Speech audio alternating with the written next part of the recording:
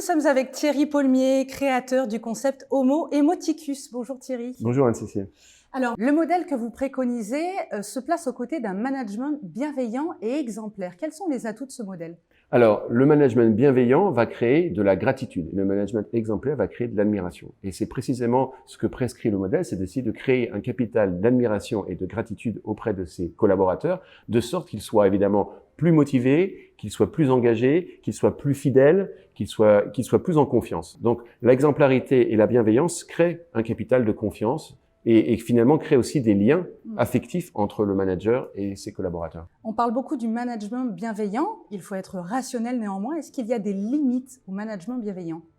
Alors, je ne pense pas qu'il y a des limites. Il y a toujours un écueil à tout type de management ou tout type de comportement. Il ne faut pas tomber dans le management bonhomme, c'est-à-dire dans la bonhomie, c'est-à-dire un excès de gentillesse qui voudrait dire un renoncement à un certain degré d'exigence ou à une perte d'autorité. Donc effectivement, il faut mettre le curseur au bon endroit, il faut être bienveillant, mais il faut pouvoir instiller aussi un minimum de fermeté, de sorte que les collaborateurs ne se sentent pas la liberté d'abuser ou de prendre des libertés et aussi de renoncer, enfin de ne plus considérer leur manager avec l'autorité qu'ils devraient lui reconnaître. Concrètement, que va-t-on découvrir dans votre formation et qu'on ne trouve pas forcément dans d'autres formations en management?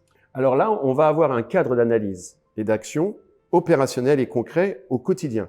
On va pouvoir savoir ce qu'il faut regarder et détecter dans le comportement, d'abord le sien et puis dans ceux de ceux qui nous entourent. Et puis après, d'un point de vue prescriptif, ce sur quoi il faut vraiment travailler et insister. Et le modèle distingue aussi des registres de parole et d'action qu'il va falloir essayer d'implémenter.